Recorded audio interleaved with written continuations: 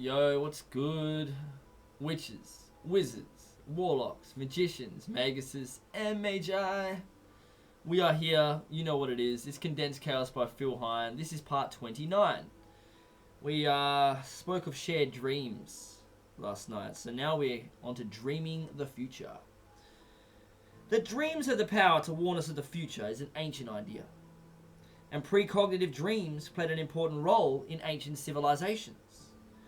On the basis of a dream, the destiny of a country or state could be shaped. Dreams about the future can be symbolic, distorted, or even highly detailed and clear, but it is often difficult beforehand to distinguish the important elements of the dream.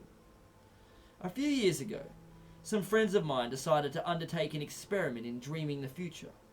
They planned a visit to a town that none of them had ever visited before, and then attempted to dream themselves there. One person kept seeing the image of a long-necked cat, but for the life of him, couldn't figure out how this was relevant. When he actually visited the town, almost the first thing he saw after getting out of the car was an antique shop. Guess what? In the window was a glazed model of a long-necked cat. Lucid dreams. Lucidity in dreaming is the point where you realize that you are dreaming and so no longer experience the dream passively, but can change it. Moments of lucidity can be triggered by different things. For example, I once dreamed that I was in a house which I had not lived in for over a decade. The dream was perfect in every detail, except that when I looked down at my feet, I saw that I was wearing a pair of shoes that I did not possess at that time. This incongruity jarred me into realizing that I was dreaming. Lucidity can also be triggered by recognizing dream elements. It is not uncommon for people to become lucid in a dream when they realize that they have had the dream before. They can remember how it develops and do not want to re-experience it. People tend to experience moments or flashes of lucidity within dreams, but it is of course possible to extend this facility, enabling you to direct the content of the dream for magical purposes. Lucidity can be brought about using suggestion while awake, or rather obliquely by metaprogramming oneself so that if a particular image or scene appears, this will trigger lucidity, i.e., I will become lucid whenever I see a yellow sphere floating towards me. The sphere could be directed by another person, or act as a servitor, see chapter 6, designed to trigger lucid dreaming. It can be rewarding to approach dreaming from a non-Western point of view, such as that of the Australasian Aborigines or the Senoi of Malaysia. Some anthropologists believe that the Senoi dream psychology is the source of the tranquility of their lives. When first contacted by Westerners in the 1930s, the Senoi had no violent crime or conflicts within their community for some 200 or 300 years. Axis Mundi. The axis mundi is the central axis which unites all zones of experience and states of consciousness. It has many symbolic representations such as the world tree, sacred mountain, pole, or crossroads, which is the center of the magician's universe.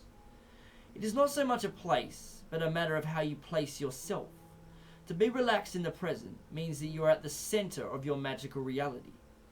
The act of centering yourself can take the form of an elaborate banishing ritual, or a moment of no-mind relaxation before you begin a task. The core elements of centering are simple. Number 1, giving attention to your physical presence. Number 2, establishing the gates, cardinal points, or dimensions of which you are at the center, and this is according to your chosen scheme of representation.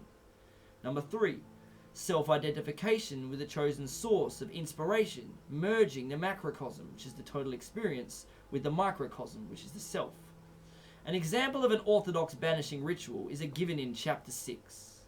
It is useful to find a range of exercises which will serve in a variety of situations. Centering exercises should give rise to a feeling of relaxation and being prepared and poised for action. These can range from elaborate banishings, which are used as preparation for intense ritual work, to simple exercises which can be used anywhere at a moment's notice. The axis mundi may also be considered the access point to the different inner worlds of the mythic cosmology. It seems reasonable to assume that the Kabbalistic tree of life evolved from a shamanic world tree. The crossroads is another axis mundi symbol appearing in Celtic, Greek, and Haitian mythologies. The inner worlds are populated by hosts of spirits, demons, and ancestors. Contact and knowledge of these entities is part of the shared totality of experience of a tribal society mediated by the shaman. This is rarely the case in Western culture. There is a vast variety of inner worlds which may be explored. The deep mind is very receptive to suggestion.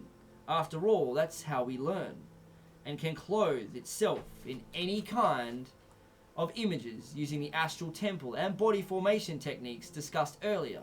You can explore any magical inner world, from the mythic landscapes of the Norse gods to the pristine gardens which can be entered through the Chinese I Ching trigrams. The magical will. Consciousness arises from perception, which arises from our direct engagement with the environment. The will can be similarly understood as the engagement of intentionality along a given vector. When you say, "it is my will to," you are projecting into the future. The magical will should not be confused with so-called willpower or concentration. It is useless to set yourself stringent tests, oaths, or promises, as if the desire to overcome a habit or behavior is weaker than the desire to maintain it.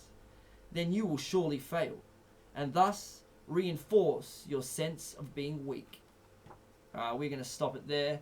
We will be back tomorrow with more Condensed Chaos goodness. Till then.